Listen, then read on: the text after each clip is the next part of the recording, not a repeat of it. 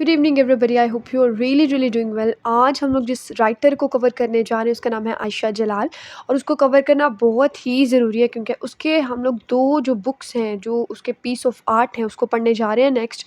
मैं चाहती थी कि उसको कवर करने से पहले हम लोग आयशा जलाल के बारे में थोड़ा बहुत जान लें, ताकि आपके साथ साथ मुझे भी पता चल जाए कि एक्चुअली हम इसके वर्क्स में क्या क्या पढ़ने जा रहे हैं। तो चलिए आयशा जलाल के बारे में पढ़ते हैं। तो आयशा जलाल जो है वो एक पाकिस्तानी अमेरिकन हिस्टोरियन है, यानी हिस्ट्री की इन्होंने स्टडी की हुई है। और ये अभी स्टिल जो है वो प्रोफेसर है हिस्ट्री की टफ्ट्स यूनिवर्सिटी में। और ये एज ए सर्व कर रही है, यानी इनका नाम चेंज है एज ए मैरी रिचर्डसन। यहाँ पे पाकिस्तानी अमेरिकन इसलिए लिखा गया है क्योंकि वो पहले पाकिस्तान से बिलोंग करती थी, पाकिस्तान में पैदा हुई थी लाहौर में 1956 में। और उसके बाद वो अमेरिका चली गई, वहाँ पे उन्होंने अपनी स्टडी की। उन्होंने अमेरिका के लिए भी लिखा और पाकिस्तान के लिए भी लिखा, और इसलिए उनको पाकिस्तानी अमेरिकन हिस्टोरियन कहा जाता है। ठीक है, इन्होंने हिस्ट्री में जो थी वो PhD की थी। तो आयशा जलाल मैंने बताया लाहौर में पैदा हुई थी 1956 को, और ये बेटी थी हामिद जलाल की। ये एक सीनियर पाकिस्तानी सिविल सर्वेंट थे और इनकी वाइफ का नाम था ज़किया जलाल।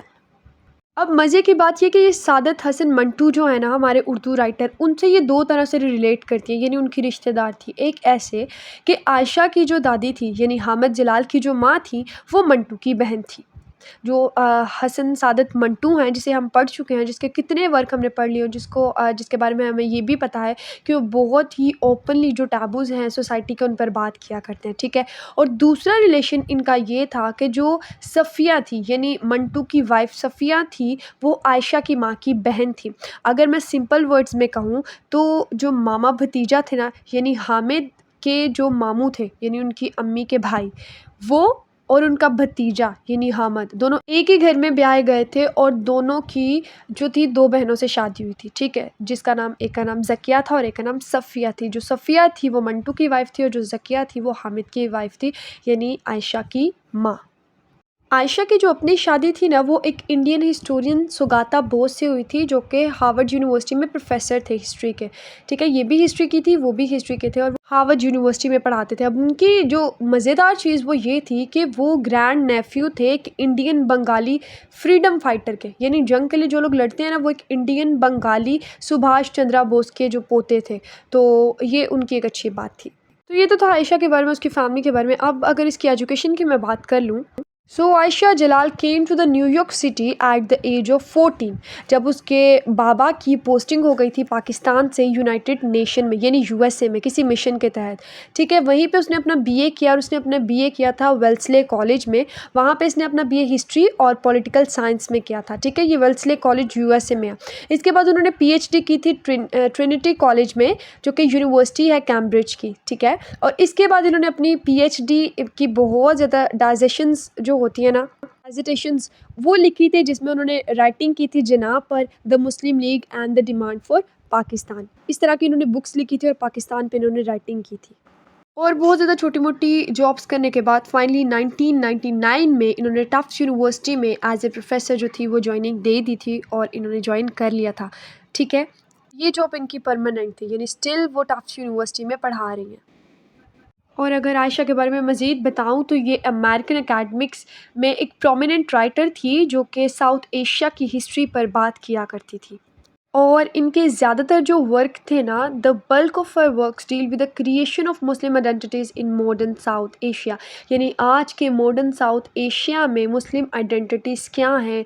इनका ज़्यादातर जो काम था वो इसी चीज़ पे था, क्रिएट करना, क्रिएशन करना, कि जो मुस्लिम कम्युनिटी है उनकी एक्चुअली में जो आइडेंटिटीज़ हैं ना, वो कहाँ गुम हो गई हैं, और अगर हैं तो वो कैसी हैं, यानी मॉडर्न साउथ एशिया कैसा है, उसमें मुस्लिम आइडेंटिटीज़ कैसी हैं। अगर इनके अब अवार्ड्स की बात की जाए तो ये एक लीडिंग हिस्टोरियन पाकिस्तान की थी तो सही, साथ में ये साउथ एशियन भी थी। तो आयशा जलाल को बहुत ही ज़्यादा अवार्ड्स मिले, बहुत ही ज़्यादा इनाम मिले, जैसे कि ट्रिनिटी कॉलेज में कैम्ब्रिज फेलोशिप इनको मिली। ठीक है, मैकआर्थर फाउंडेशन फेलोशिप इनको मिली, Sitara Imtiaz of the president of Pakistan in 2009 इनको मिला। सही हो गया। तो क्योंकि मैंने बताया कि ये एक हिस्टोरियन थे, इन्होंने पाकिस्तान की हिस्ट्री के ऊपर बहुत काम किया। इन्होंने काम किया कि पार्टीशन के बाद पाकिस्तानियों के मुसलमानों पर क्या असर हुआ, इनकी मॉडर्निटी में कितना फ़र्क आया, पाकिस्तानियों की अपनी मुस्लिम आइडेंटिटीज़ में कितना फ़र्क आया। तो ये सारी जो हिस्ट्री थी जिनाह के ऊपर, हमारी स्ट्रगल के ऊपर, मुसलमानों की स्ट्रगल के ऊपर, इनके ऊपर इन्होंने बहुत ज़्यादा बुक्स लिखी, जिसमें से कुछ बुक्स जो हैं हम लोग 2 पढ़ने जा रहे हैं, जिसका नाम है self and sovereignty, individual and community in South Asian Islam since 1850, और दूसरी वाली बुक होगी the pity of partition, Manto's lifetime and work across the Indian Pakistan divide 2013।